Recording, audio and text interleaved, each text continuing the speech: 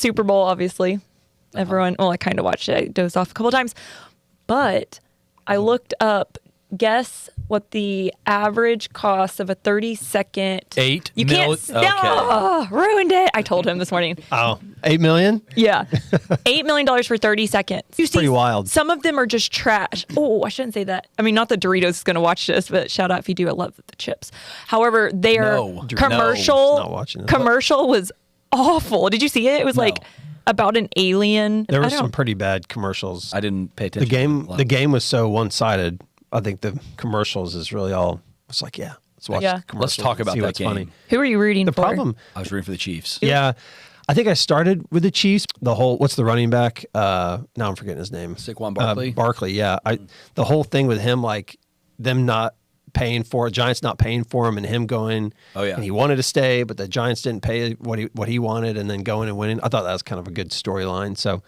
But I don't. The Eagles fans are also like obnoxious, very obnoxious and aggressive. So I kind of, it's like both. I was going both ways, but I had a feeling, I guess somehow deep down that the Eagles were going to do well because those fans, like what we're going to get into at the golf tournament, were everywhere, constantly doing that EAGL chant, just non. Lot of Eagles fans at the Waste Management. Lots. Not as many Chiefs fans, which surprised me. Yeah. All right, well let's jump. Yeah, let's get back to Super Bowl didn't go as expected. I don't think everyone thought it would be more competitive.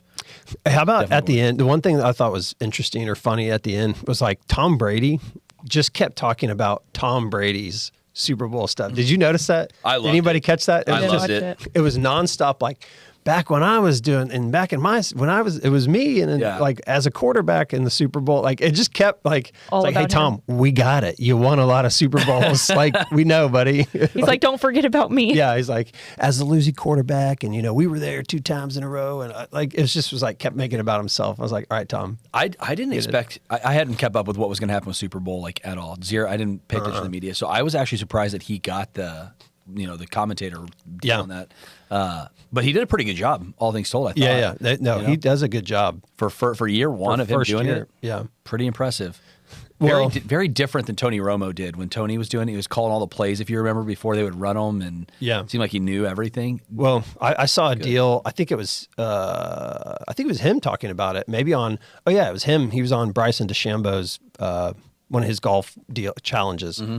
And he was telling Bryson that in preparation, he went and did a bunch of like UFL announcement games. Nice. So he did a bunch of games as like practice, as like warm up, And it was like all the times we did our practice pods before we started this. We might need a couple more. That nobody else This is practice. Yeah. But he did some practice there, which I thought was interesting. Imagine if you were like watching a UFL game, you're like, why is Tom Brady announcing this? It'd be awesome. It'd be awesome. It'd be like showing up to a AAA baseball game and then all of a sudden like some ace is throwing from let's go. Cool. Yeah. But no, it was very anticlimactic. Honestly, pretty boring overall just because it wasn't competitive. I dozed off a little bit. The only reason I was into it, Ray, I don't know if I'm able to say this. You definitely Ray got some secret app, and so he can sports bet on it. Oh. And I was like, this is the only way I'm going to watch it. And so. Secret app or just like? No, it's a secret app because it's illegal in Texas. Oh, got it. Hold on. Off air, I want to know what this app is. I don't even know. Well, no, can't you do like DraftKings and stuff? No, that's not in Texas. I don't know. Trust me, I tried. Sure about that? No, I'm positive. I don't know. I may or may not have access to a secret app. But yes, so anyways, I did all of that. So Ray's snoozing, big weekend for him. Yeah. And I'm sitting there just hoping my parlay was going to hit. And all I needed to hit my parlay was Travis Kelce to make 1 touchdown. And he ruined it. Lost my whole parlay because of it. Everything else I got. So when we talk about you gambling and having an issue, I told everybody sees that this is what we're talking about. I told Ray, I said, this is my gambling fix. Uh-huh. It's just so fun. Yeah. What'd Ray do? Anything fun this weekend? Ray went to alumni, tried to play. Oh my gosh. He tried. So Have what you heard they about do. This, Evan? No. Okay. So Ray's 38, right? Mm-hmm. Every year since they graduated college, they all go back in January, February, and they all play each other. It's called Alumni Weekend. Yeah. They're 38. That's cool that they still do it. It doesn't matter what class you were. So Ray sent me a text. He's like, I played awful. I was like, but did you get hurt? And he's like, no. I'm like, that's all that matters. Yeah. He was really upset. And I was like, just come back home, play me. You'll feel better. Yeah. Like, about yourself, you'll win. And he's like, I got beat by an 80-year-old. And I was like, yeah, haha. And then he came home and I was like, why'd you say that? And he's like, no, literally, an 80-year-old man was at alumni, reached out, wanted to play. Yeah. He was running up and down the court, only made 1 basket, but Ray made 0. So he's like, he beat me. Yeah. 80 years old. That's super cool. Man, that sounds like an exhausting weekend. I would say I would be surprised by that, but I was tired from the weekend because Brandon and I were at Waste Management. Yep. We went to the Waste Management Thursday, Friday, and came back Saturday. Yep. And we one of the mornings we went hiking. 2 mornings. 2 mornings. In the mountains, or whatever you call them. The hills, the mountains. They're mountains. They're mountains. Right? I mean, we went up like 1,600 feet on our hike. It was up there. Pretty good hike. Yeah. And we got lapped Elevation. twice by a lady that was much older than us. Yeah. Hilarious. And, so you want to talk about getting schooled by an older person. Yeah. She had the hands moving and she was going up and she just kind of, she lapped us, literally Twice. lapped us. And we saw her going up to Twice. the top after she kind of went behind us and then turned back around, and we hadn't made it to the top yet. And then all of a sudden you kind of see her up there. You're like, damn, she's all the way up there. Is that where we got to go? Yeah. So we did that. And then we went to Waste Management and walked around the entire Waste Management, all day. Yeah. Which was good. It was fun. What a wild experience. So we did the whole thing. We got into 16. Our seats were at 18. Big shout out. Yeah. Yes, to who invited. Thank you, Train. Yeah. Special shout out to our Yeah. friends and partners at Train. Yep. They took us out there. They put us up and paid for the flights and took us and put us in the hotel, which was a very nice hotel out there next to the mountain. There was actually a walking trail that led to the hike that we did, which was really nice. It was all cool. very close together. So they had a golf course there. It was phenomenal. I mean, the hospitality was incredible, and it was I liked it because it wasn't so itineraried out where you had to be here for an hour and here for an hour and here for an hour. It was kind of like, hey, we have this box on 18, come and go as you want. There's food. We had a dinner planned, and so we just kind of bounced around. And that tournament lives up to the hype. Like, it was wild. I've never seen anything like it. We went to the U.S. Open a few years ago at Bethpage. Probably a decade ago now. Yeah, I don't know how long ago. That was actually quite a while ago. That was John Daly was playing it in that golf cart. We could look it up. That was 10 years ago, probably. Yeah, but this was like, it was super cool because we did the 16 deal a couple times. We were in 18 in one of the boxes for a while, but we also picked up Friday. We picked up Spieth on 10.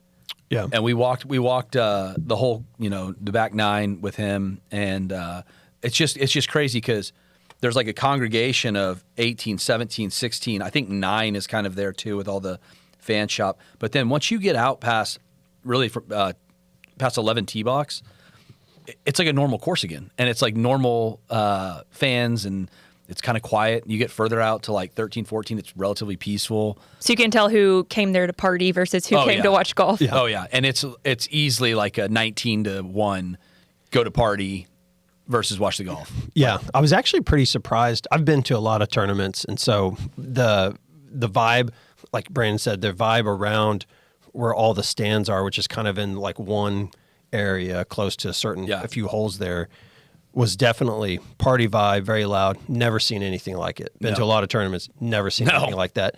And then when you get out onto the course, like back towards 6 and 13 and some of these other holes out there, it changes to like a normal vibes tournament. But I was surprised that there were still a decent amount of people out there too. Yeah. And especially, I think on Friday, Spieth was Spieth and Matsuyama. And who's the third guy with him? I can't remember the third guy with him. But I can't remember.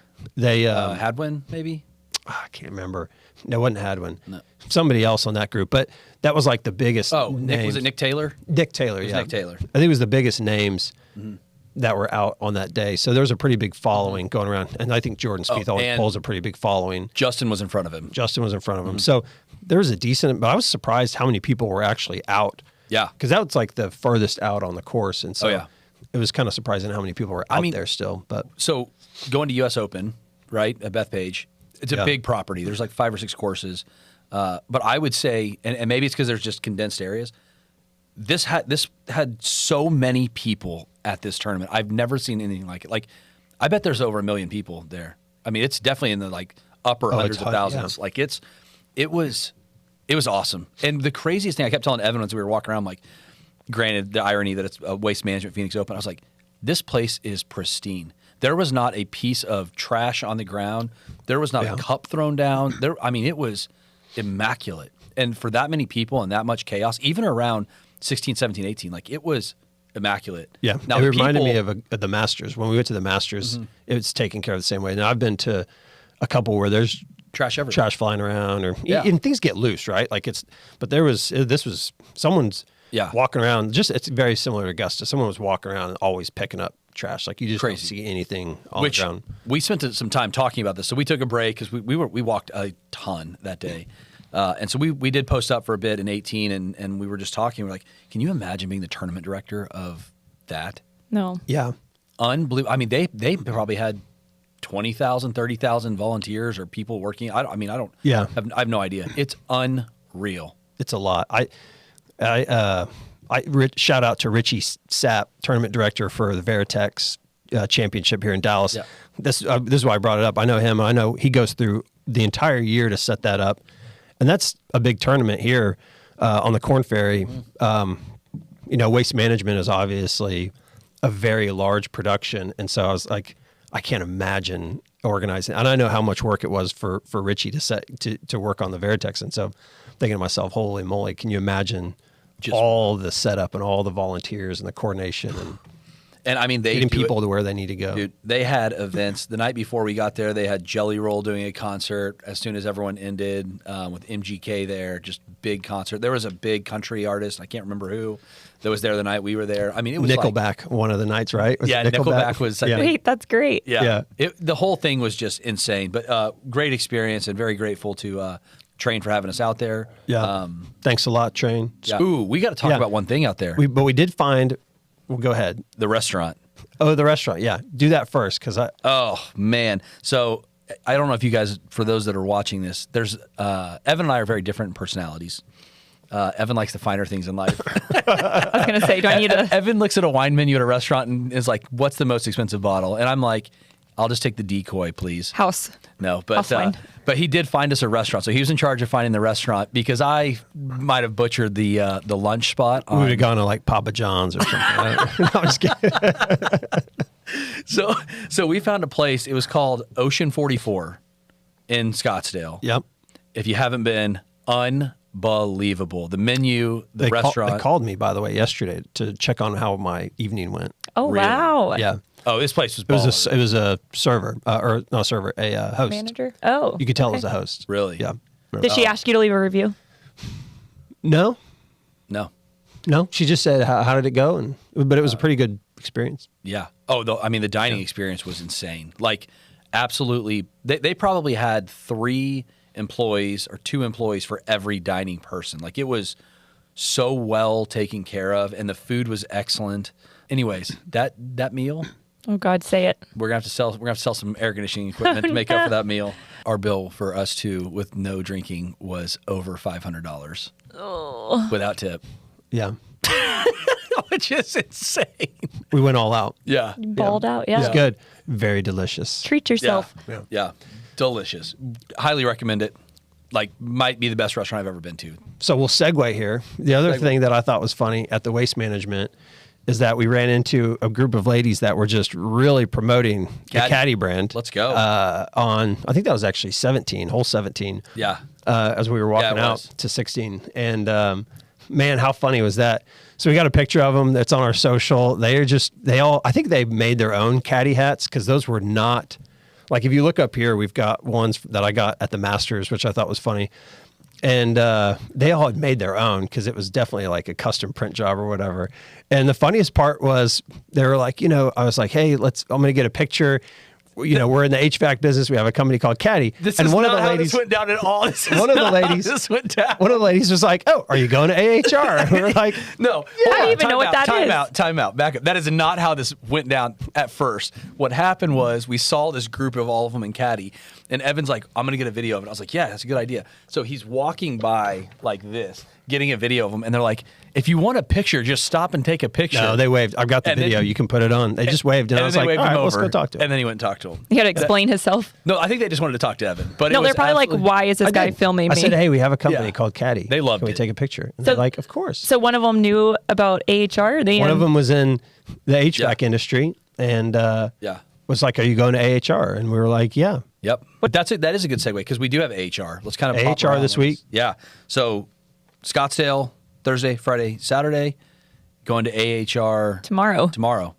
Yeah. I think a lot of people it started today. So it's Monday the 10th? 10th today. So started today. We're going to fly out there for a quick day trip. It's great. There's cool technology. But yeah, we'll haul out there, see the manufacturers that we like, see if we can find some products to source for Caddie Supply, which there are a couple that we're specifically after. So hopefully we can find those, and maybe we'll see folks that we know out there. Yeah, and maybe talk to some folks about the DIY warranty program where contractors can basically run their own workmanship guarantees and figure out how much they need to reserve. So it's kind of just a software subscription. So hopefully start talking to some manufacturers and some distributors about utilizing that to give it to their dealers for free. Yeah. So they can do it. Because I think one of the things that we know after talking to contractors is that the majority of them are doing their own programs. And so, the wholesalers who have majority partnered with JBA or AIG and or even us have been, promoting the traditional buy the $650 warranty, buy the $600 warranty or whatever it is. And then, the wholesaler gets some sort of rebate off of it. Yep. And then, everything else kind of trickles through as far as the margin goes. But with ours, it's DIY program, as we kind of call it, nicknamed it, which is contractor can manage their own program, run it themselves. And then the wholesaler distributor still can pass it down for free. So subsidize that $50 a month for that contractor, which would be nice. Well, and that's what's so huge about this is the product itself is going to help a contractor be a smarter, more informed business owner. Right now, the way that process works, if you're not putting a third-party warranty, true warranty on what you're doing, you are required often to put a workmanship guarantee of a year or 2 years, depending on the state. Yep. Like Arizona, I think you generally have to stand behind your work for 2 years, but most other states it's 1. And in those scenarios, I think what people do is they just say, yeah, I'll cover it. And I don't think there's very little reporting or very little understanding of what that truly costs. And so, if you start extending that to 2, 3, 4, 5 years on your workmanship guarantee, which we think people should, that's how you get competitive, it just makes sense for you to start becoming informed. And this platform, especially if we can get the manufacturers to get behind this thing or our distributor partners, and they will, it's going to give so much information to the contractors about what it actually costs them to do this. And that's where we think, everything needs to go. Yeah. And then you have Dallas Expo. Yeah. When is that? Oh, yeah. Missed that on the old board there, didn't we? Yeah. So one of the companies that I own and operate is called Hammerback Golf, and we do golf apparel. Yeah, this little guy right there. Yep. And we do golf apparel. We've primarily been doing direct-to-consumer stuff. So, selling direct online, digital marketing, that sort of stuff, which went well for the first year or so. I think it's only been about a year, maybe a year and a few months now. But now we're going to look at kind of the green grass, as they call it, like going into pro shops. And so the Dallas show, which is kind of put on, and it's in Frisco, and it's primarily all of the buyers for all of the different golf clubs from around North Texas and other surrounding states. You've got clubs from Oklahoma, Arkansas, Louisiana, Colorado, all over the place. So kind of this area is like golf show. The PGA show is like the big golf show that's out there. They just had that, but then what happens is most of the kind of regional show, they have regional shows then where the buyers will go and kind of work with the different manufacturers and stuff like that. So we're going to go this year and set up shop. I'll, follow Hammerback to see some of that stuff. And we probably talk about it next week on how it goes and that sort of thing. So I'm interested. It's our first year to do it. I have no clue what to expect. So we're gonna see how it goes, and maybe we'll get some orders, maybe not. Who knows? We'll see. I'll give Hammerback a shout out because he kind of forced me to buy them for my husband. It's fine. He's like, let me give you a coupon, see how much you can sell. And I'm like, well, I'll just buy it myself. Anyway, so I bought Ray some, and he thought they were Peter Millar. And I was like, yes, no, half the price, but the same quality. And so he loves them. So he's constantly like, are you going to buy me more? I'm like, damn it. Yeah. We've got some, but they're great cool prices. We've got some hoodies lined up. It's funny. So in the golf world, you're like, I think right now for this show, you're basically showing for kind of the fall It's a like a season in advance, right? Yeah. So we'll show our polos and stuff that we've got, and then Is that one of them? Poking out. the polo, yeah, this is one of the polos here. Yeah. But then we'll show some of our hoodies and stuff like that that we've got, and so Smart. yeah, Maybe eventually have a women's line. Well, let's have a woman's line. We have, so that's the other thing. So one of the things that I'm promoting within it is the custom stuff. So custom printed shirts, and we're actually doing some custom shirts for some different companies. 8 Beers, one of them. We've got some custom, doing like with the 8 Beer can. We've got women's shirts in that. We've done. Nice. We put in a bid to do the CJ Cup shirts. Nice. So it's going to be, like which is the Byron Nelson. If you don't know, CJ Cup is now the old Byron Nelson tournament. And so we put in a bid to do kind of the custom logo. So we've designed a whole, they call it a tech pack, which is the print and the sizing and everything. So we've got women's shirts in there too. So yeah, branching into women's slowly but surely through custom orders. But yeah, so it's kind of a cool deal. We want to try to, that's kind of the next thing is like, can we do some custom prints, which I like better because then you can customize it and get the order in for whoever the customer is. And it's not, the D2C is tough because it's us ordering and paying up front for all these different inventory of shirts and then hoping to sell it and then having to go spend money on marketing and advertising to sell it. So it'll be a little bit of a shift for us. We'll see how it goes. Yeah. Man, I'll tell you, kind of going full circle on this thing. I went to the fan shop at the tournament, right? I couldn't avoid it. Show them your shirt. Show them your shirt. Yeah, it's the People's Open. The People's Open. Come on. So the golf space is fascinating because your traditional players, Nike, Under Armour, this is just my opinion on it, but these big brands, the Peter Millars, the Grayson, the big players in it. Yeah. It's wild because their market share is getting destroyed right now. At least looking at like what's available by the Barstools, the Good, the Breezy. Like there was so much of those brands in there, which is so opportunistic for Hammerback. And it's wild because what I have also noticed is the price point is not coming down on these brands. Like these influencer brands, I was looking through them and I'm, plugging away trying to find a shirt. I'm like, holy hell, all these polos are $120. And I don't know if it's because they've got the endorsement of the Open or whatever on it, but their price point was very, very high. And the other thing I noticed, and this is something that we talked about, was the kids section. Like I know that there's not a lot of, kids rolling around in polos unless they're playing sports and whatnot, but the kids section was, we looked at the exact same shirt for our boys unbeknownst to each other because there basically was just that shirt. Like there wasn't a lot. Yeah, we got separated the second we walked in because I went one way. Yeah. I went to the Lululemon and I was value. I was like, went to the sell rack. And I was just because I like this is a Lulu hoodie. What I threw on this morning, and they just fit better. In fact, I ended up buying the one that I got there because it was cold and I didn't have a shirt and we weren't going back to the hotel to change. So I bought a hoodie just to justify this anyway. I did. Make you feel better. I did. And it looked good and it was good. Ocean's 44. Thank God. I needed to look a little nice in there. It's funny you bring up the kids section. So the PGA Frisco, same thing happened, got cold, ran over there, $100+. I'm like, there's absolutely no way. And one of my friends, Chandler, shout out, is bougie like you.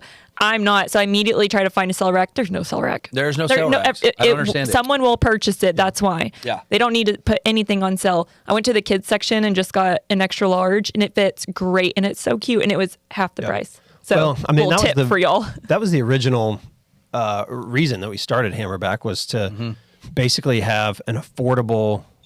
I'm gonna call it value brand, affordable value brand that's just the same as every other brand's like fit, feel, look, and all that sort of stuff. So, without the crazy patterns, because what we saw is like the bad birdies and stuff were getting, taken off or whatever, and it was an online brand, and now everybody's just kind of gone to prints, like Rowback. Everybody's just gone to prints because that's the most popular thing right now. But yeah, we wanted something that fit and felt like a Peter Millar or a Holderness, but wasn't the same price point. And so it'll be interesting to see this week, talking to some of these pro shops, because they have to make their percentage on it, just like everything else, right? Sure. They're the wholesaler in the HVAC space, similar, right? Yeah. So it's, they're going to add their percentage onto it, and mark it up. So it'll be interesting to see. But yeah, we try to just do it at an affordable price point. We definitely need to go over that next week, kind of what we see in terms of what kind of margin they're trying to make on these and stuff. I think it'd be fascinating to share with people. Like, what is the markup on a shirt in a pro shop? Like, I honestly don't have a clue. I have an expectation, but I don't know. It'll be fascinating. We can go. Yeah, we should go through it. It'll be. It's eye-opening for sure. Having seen the full, we can kind of break down the full thing. And as you talk about kids' clothes, it's like, my son golfs, so we, at some point I would like to start a line, if not for him or for kids or whatever, because I see it all the time. And I have people come up to me asking, we get his clothes at, the pro shop at the golf course we go to in Florida quite a bit because they have a bigger selection. Yeah. So it's just a matter of it's like, just because it's there is why we buy it. It's hard to buy online for the kids unless it's like kind of an off-brand or whatever. Yeah. So we just, buy stuff there, which is very expensive, right? Yeah. It's that for a kid's shirt, you're paying $100 or something like that. You're like, good Lord. That's a lot. It's the same as an adult shirt and it's half the materials. I picked that shirt up. It had these blue cactus. It was a beautiful shirt. I was getting it for my 6-year-old Baker. And I looked at it, I was like, this kid is going to destroy this in one wear. There is no way I'm getting this. He'll also grow out of it like next month. Yeah, that's true. That's true. Unless you're having more that we don't know about. No. That's all we got. Not that's right it. now. That's it. We stopped. But it's interesting because there's no kids is tough because as a brand, I would love to do the kids line, and someday maybe we will. But it's a pretty big expense to add in those SKUs because you're having to you got to order it, inventory it. Sure. Unless you go green grass and get orders put in for certain kids stuff in the same patterns and that sort of stuff. So it's an interesting thing. Like, and that's why people always say, "Oh, why don't you have a women's line?" It's like, well, again, we're started. That's like 5 SKUs or 6 SKUs per print pattern and different sizes and different stuff. Yeah. So it's a whole process to get those added, which is why it's tough. Well, I think he's talking about me asking all the time. That's right. Yeah. No, well, I'll tell you, Evan, I'm not involved with that one, but I am very impressed with what you guys have done so far and what you're doing with that. It totally aligns with all the what we're doing with the other companies, where you're creating, sourcing, building products at a good value for customers. And I think if the word can get out there more around what you're doing with the golf brand, and people can see that you can get a shirt for $65, $75, whatever the price point comes down to, instead of $120, but it's the exact same quality, same material, same everything, with cooler patterns. I think personally, then it's such a good thing for people to gravitate towards and take advantage of. So I love what you guys are doing with that. It makes a ton of sense. Yeah, that's the other thing at the Waste Management. You go through and look at that stuff, and you're kind of like, oh, who picked this stuff out? Yeah. Like, why is this it, right? Yeah. I like more, I don't want to call it plain, but like just more stripe, cleaner prints. Well, I mean, you're cleaner wearing patterns. All one colored shirt now. Yeah. Simple. I agree. Simple stripes or prints that are all very similar, colors and stuff like that. So if you go to our site, hammerback.com, it's all very kind of clean patterns, blues and that sort of thing. So, which is what's popular. Yeah. Got a lot going on this week. Yeah. Big week. So we have what? We have reviewing. Y'all went to the Waste Management Open, AHR tomorrow. Yep. Dallas Expo. When is that? Tonight I got set up. Tonight. Yeah. And then this one's exciting. Yeah. You We got another restaurant. are opening another restaurant. Yeah. We're sitting there in Arizona. Yeah. I can't remember if it was the night or the morning. And Brandon, he goes, should I sign it? I go, I think you have to. Yeah. You've negotiated the whole thing now at this point. Like, well, here we go. And signed it and then went on a walk and tried to make sure my heart rate could get down below 140 because I was freaking out. But we've got a very quick timeline on this thing to get it open, and talk a lot about it over the next little bit. But we're targeting 100 days to open a restaurant from start to finish. All we have right now, and we'll get into this a lot over this journey, is financing lined up for it. I got the financing up. We've got a LLC and a big ass lease agreement.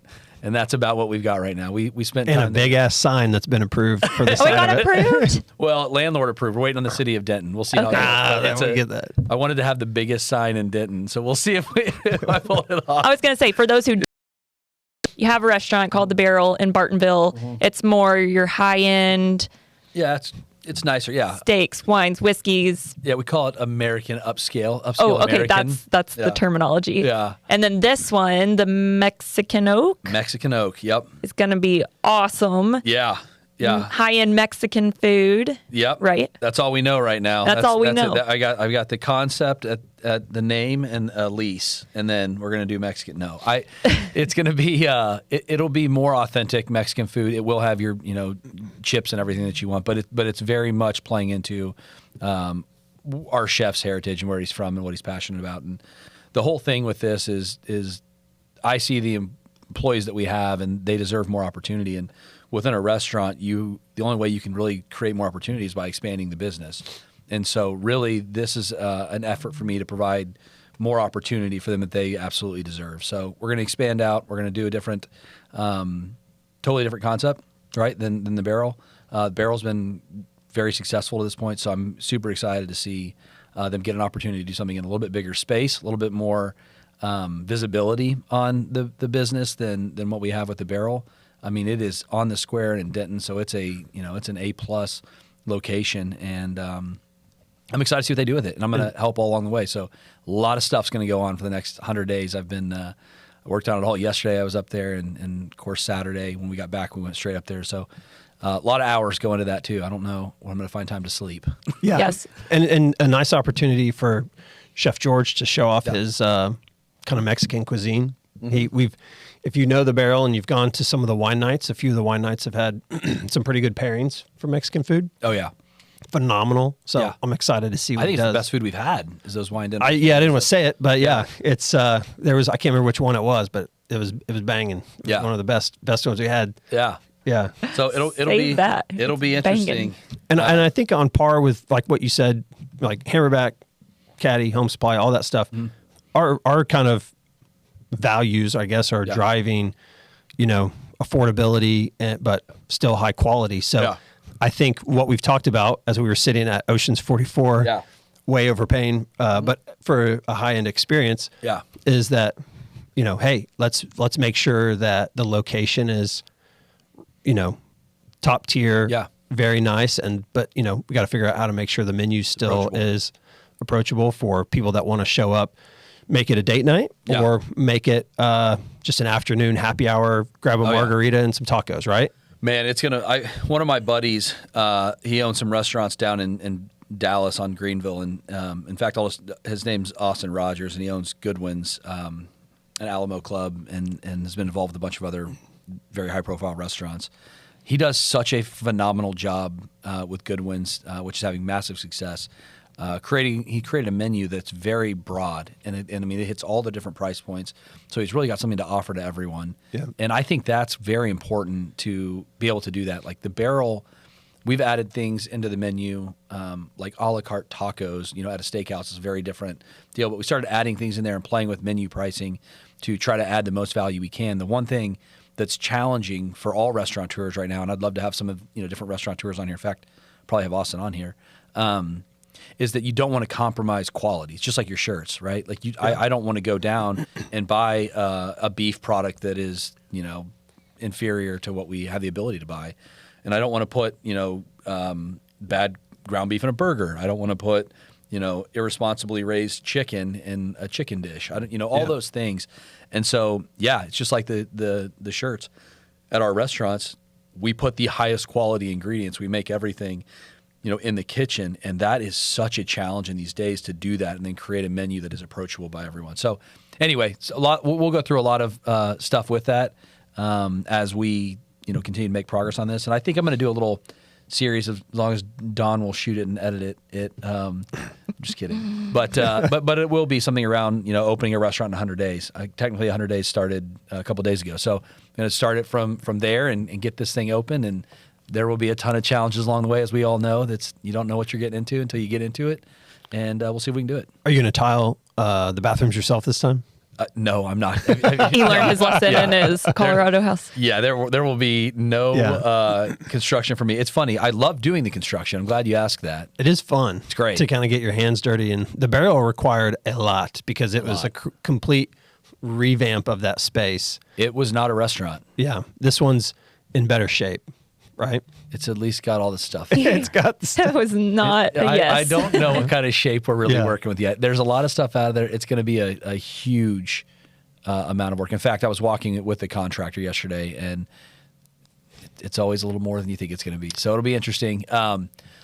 But yeah, we'll find out what it's going to be like, and I'm super excited to get it open, and then serve obviously all the people around it, and hopefully they respond well to it and like what we're doing. Cool. Big week ahead. Big week. I was gonna say a lot of stuff. And then I think next week we're going to have in the Caddie Shack. We've got our first guest, Hans from Windsor Garage Doors. We just launched the Windsor program, and we're going to have him, and then we're going to recap. We'll have another episode, maybe even 2 next week, right? Talk about the Mexican opening and recap everything else and that went on this week. Talk about whatever gambling winnings or losses Don has from the weekend. That's right. I'm going to start selling more HVAC if I keep up with my gambling addiction. That's right. It's not gambling if you're winning all the time. Okay, then I'm good. Yeah. Ish. Well, it's good. Let's go to work. We got a lot to do. All right. Bye.